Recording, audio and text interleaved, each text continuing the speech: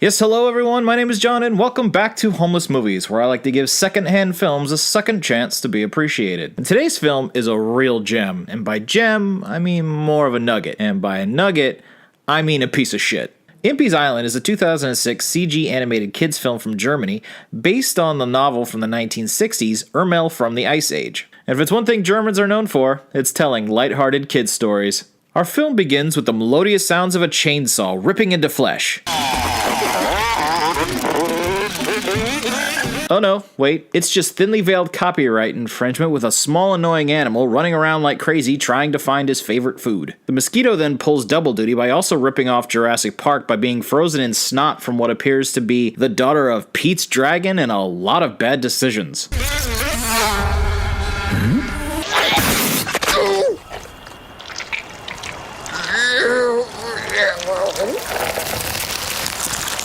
This is Impy's mother. And because this is a kid's movie, she's gonna have to die. Impy's mother notices that climate change is real and the day after tomorrow has finally come, so she tries to gather up all of her eggs and find shelter, but she drops Impy's egg. And then she either never notices that it's gone, or just doesn't bother coming back for it. Either way, A+ parenting, Impy's mom. It's no wonder you're extinct. However, we do begin to suspect that she didn't come back for it intentionally, because the very next shot involves Impy's egg, frozen in an iceberg, getting hit by a cruise line that looks exactly like the Titanic. Holy shit! He just sunk the Titanic! Damien from The Omen didn't have a body count this high while in utero. We then see the iceberg floating on to Neuschwanstein Castle in Bavaria. Because even though the movie is animated and they could have used any other possible castle design, I'm starting to think it's required by law for any film that comes out of Bavaria. We've got one good castle left and we're going to use it, god damn it! This is where we meet the former king of Pampalonia. We don't really know what he did to become the former king of Pampalonia, but it was nice of them to let him keep the castle. Tell me, Sammy, what do they call me now? King gone, your majesty, because now your crown is gone. What would be fun to do today? I could go hunting again now, couldn't I? This is a lovely room of death. Take care now. Bye-bye then. The king is a big game hunter who's actually become bored because he's run out of small endangered species to murder. So he calls in his death wrangler, Professor Zonderberg, to bring him reports on what he might be able to shoot next. Idly-ho, neighborinos! Your former majesty wishes to have a talk? Dear Zonderberg! So, tell me which rare beast I haven't bagged as of yet. Or there's the caramel? A caramel? A camel with a sweet tooth, get it? Oh, a comedian. When the king mentions a former colleague of Dr. Zonderberg, Zonderberg goes into a fit and starts hate-spouting exposition like it owed him money. There's nothing more than a fantasy of that crazed crackpot lunatic, Horatio Tiverton! Perhaps the good doctor should change his position. I'll do nothing of the sort! Fascinating. And where is this Tiverton? So it turns out the king had a second professor in his employ named Tiverton, who decided that instead of trying to advance politics or science or anything in any kind of a meaningful way, he wanted to teach animals how to speak. So they banished him from the country. But apparently he was right, because we then cut to a deserted island filled with the most random assortment of animals outside of the Playboy Mansion, all going to what looks to be Gilligan's preschool. Oh, and not only can they speak fluently. Fa, sol, la, ti, do. Ooh. An iceberg.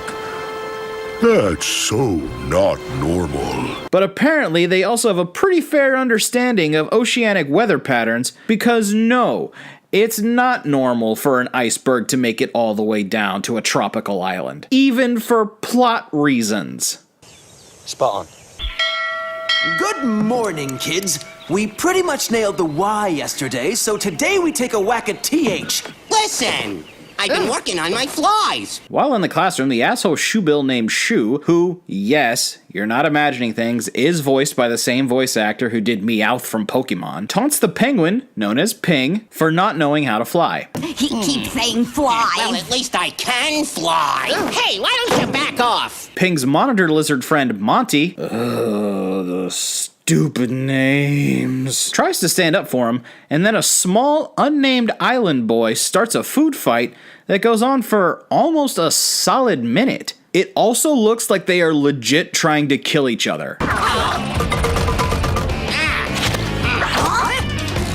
Even the professor gets on it when he grabs a fucking pineapple. What the hell was he thinking? That thing's covered in spikes. You'll shoot your eye out, kid. But they get interrupted by the professor's pig wife, known as Peg. This is a pineapple. It's classified as a fruit and part of the family of... What do you think you're doing? Oink. I've got a mop and I'm going to use it. Oink. And no, they don't explicitly say that they're a couple, but it is heavily implied. She's the only female on the island, and they act like a stereotypical married couple, and every time they talk about why they were kicked out of Pampalonia, they never specifically say what it was. So yeah, I'm pretty sure he fucked that pig. Speaking of interspecies relationships, we see Monty show off his new oyster shell apartment to Ping, and Monty starts showing off all the amenities in the most seductive way possible. Make yourself at home. Here I can think with nobody bothering me. The sun rises and sets and wanders through the sky. And the moon rises and sets and wanders through the sky above. Look at the bedroom eyes that they're giving to each other. It'd be awesome to have a cell like this for me. Come!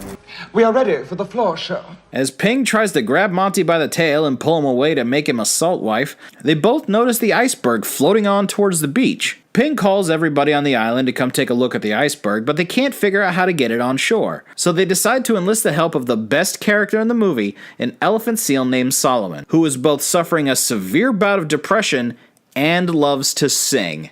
The world's so sad. Solomon, the professor needs your help. No way. Me? You're the only one strong enough to do it. But I just don't see how. When I sing, I'm sad. And when I'm working, I can't be sad. Can't you take a break from singing? A teensy-weensy little one? I guess I could be sad later. Same, bro. Same.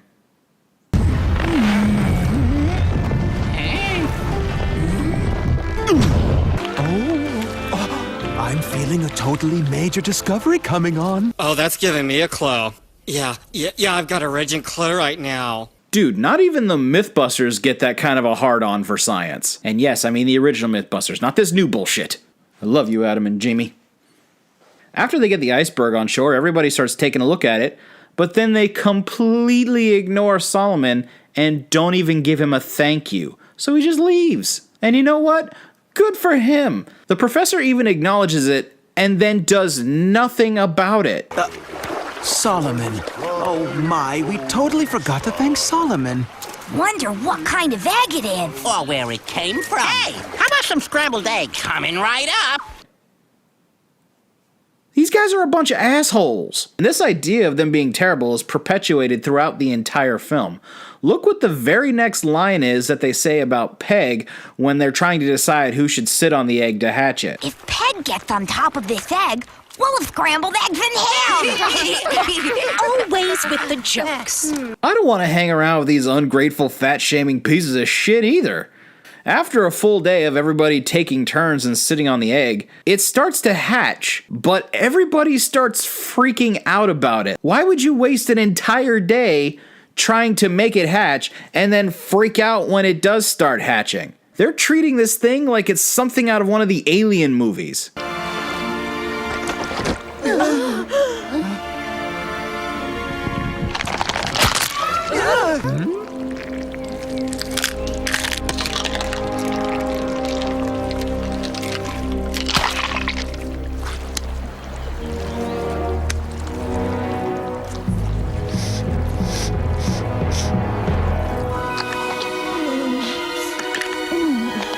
Kill him with fire! Kill him with fire!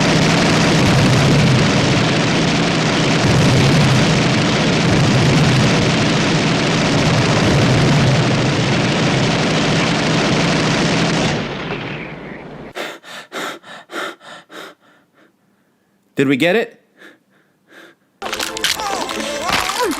Oh man. Alright, well I mean it's kinda cute.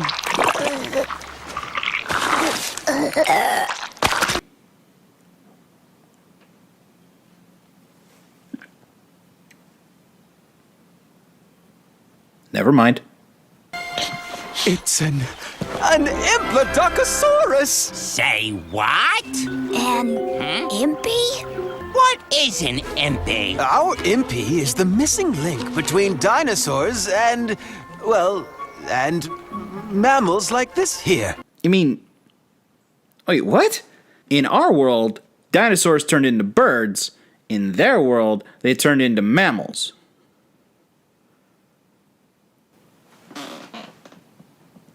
Is this a secret prequel to the Super Mario Bros. Movie? Because that would make this a whole lot better.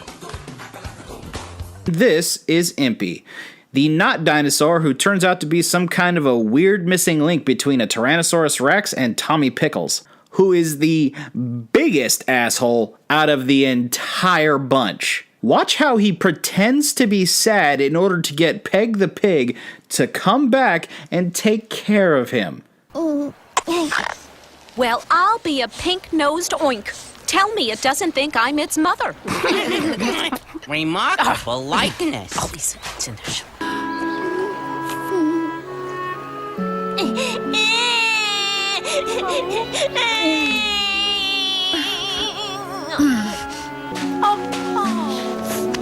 I'm taking him up to the house. That's that. Oink. That is emotional abuse in every sense of the word. And it's the one we're supposed to be all enchanted and enthralled with and invested in. No, I hope this thing dies in a fire. For real.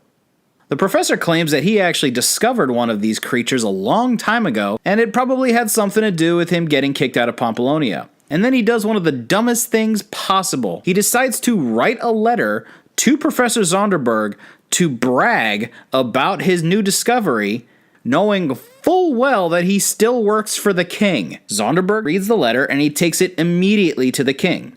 While trying to get funding to go to the island just to prove Tiberton wrong, Zonderberg then throws a little bit of a hissy fit. He starts complaining about how Impys absolutely can't be real. He has the head of a tapir fall on his head. He starts clumsily running around the king's room, falls out of what looked to be a 3rd or 4th story window, literally never to be seen again. But the king don't care. King got killing to do. Weapons, guns, helicopter! Mr. Impy, your time is up. We cut back to what appears to be a lover's quarrel between Monty and Ping when Monty kicks Ping out of his shell for moving in uninvited. And then Ping goes all Tommy Wiseau on us. It's totally not fair. Solomon is so right. This world is dumb. Everybody betrayed me. I fed up with this world. Ping figures that since they've hit rock bottom one damn day after Impy arrived and nobody's paying attention to them anymore, they might as well go and sing a song about it with Solomon. What song, you ask? Why, the saddest song in the world. And what exactly is the saddest song in the world?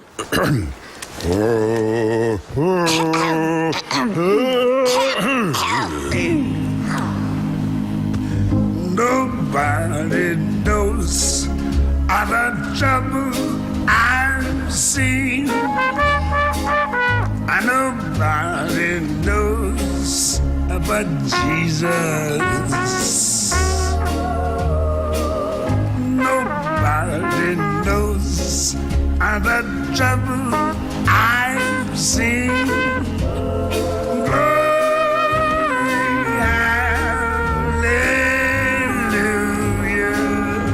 What the hell just happened there? I swear to God, I did not edit it that way.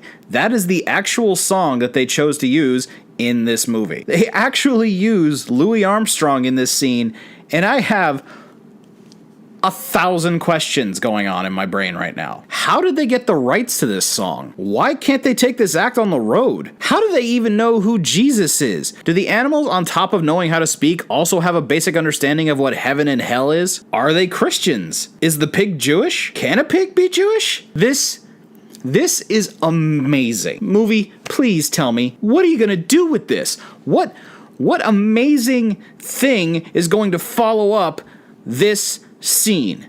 Nothing. We're just going to cut to a shot of the king arriving by helicopter to the island and never bring it up again. Nah, it's cool. Whatever. I wasn't invested in this thing now or anything. Oh, and it turns out that in that one day, Impy has doubled in size and learned how to speak. Ma. Ping pong, tibby tong. 'Cause, you know, reasons. Now, when they finally realize that the king is probably gonna come looking for Impy, they try to hide him, but he starts acting like a little bit of a brat. I don't want to. I want to see the king. And then the pig completely disowns him.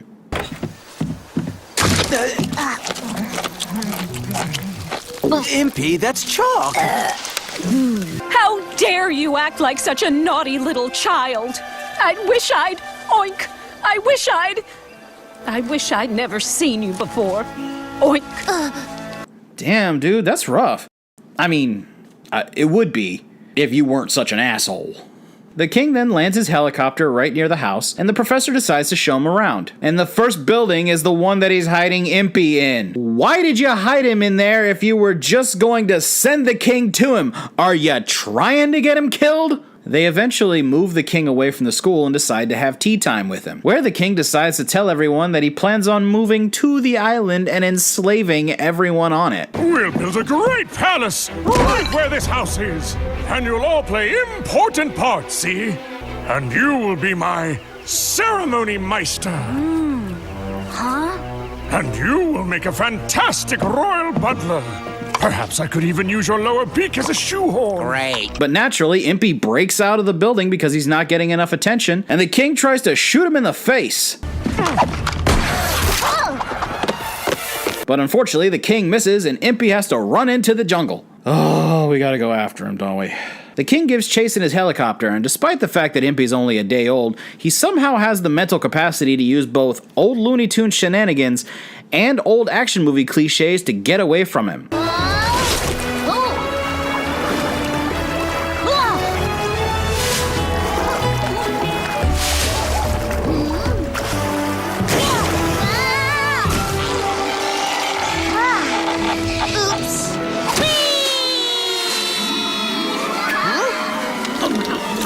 Oh, and he almost kills Monty in the process.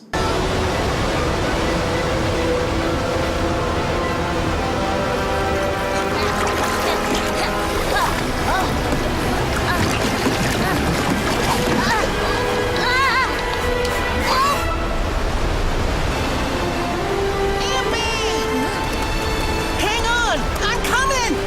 Monty!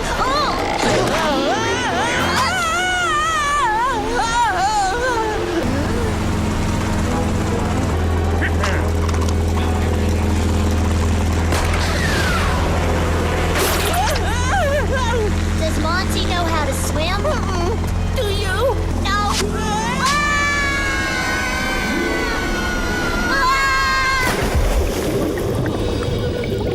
After Impy almost drowns Monty, he decides to play keyboard with his belly because playing with corpses is fun, I guess. This is somehow able to bring Monty back to life, and what happens next, I suspect, is petty revenge, because Monty leads him into a cave to hide from the king, which just happens to be inside of an active volcano. Oh, and is also the lair of a giant scary crab. Hello!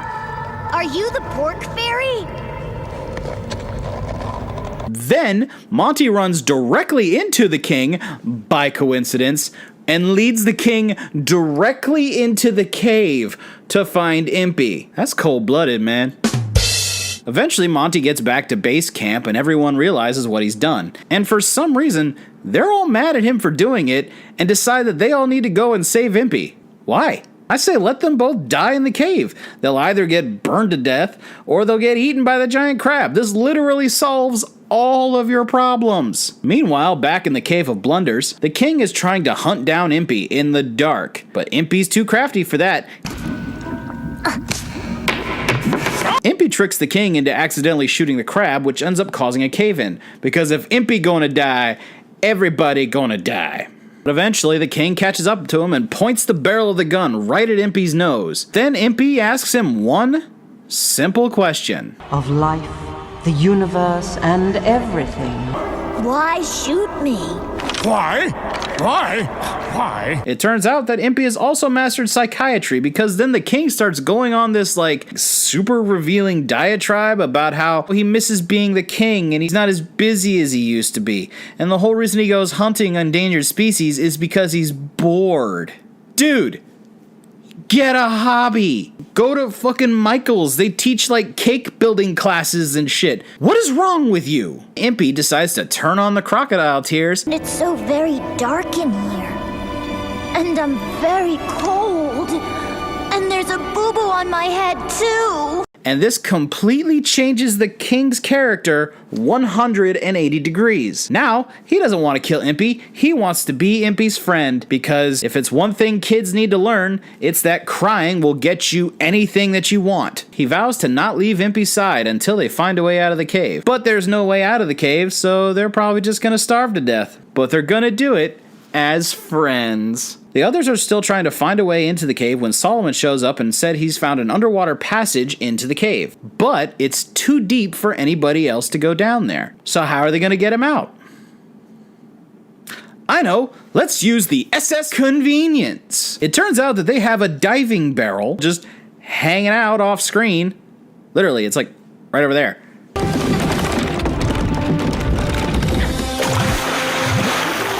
They tie one end of the rope around the barrel and the other end around Solomon. They take the barrel down into the cave and it pops up just as the crab was coming to eat the king and Impy and save us all from this miserable movie. There's only one problem. There's not enough room in the barrel for everybody to fit. Now that the king has started suffering from the Grinch Who Stole Christmas syndrome, the Grinch's small heart grew 3 sizes that day.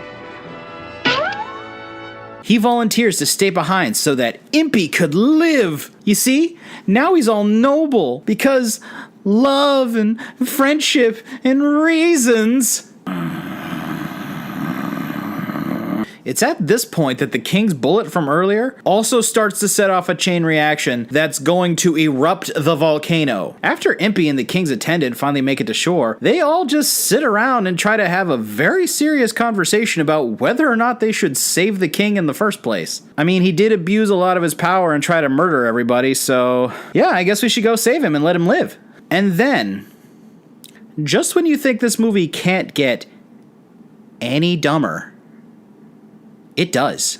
As they try to pull the barrel with the king out, an underwater cave-in causes the rope to snap, and the barrel just starts sinking. But not to the bottom of the ocean, nope.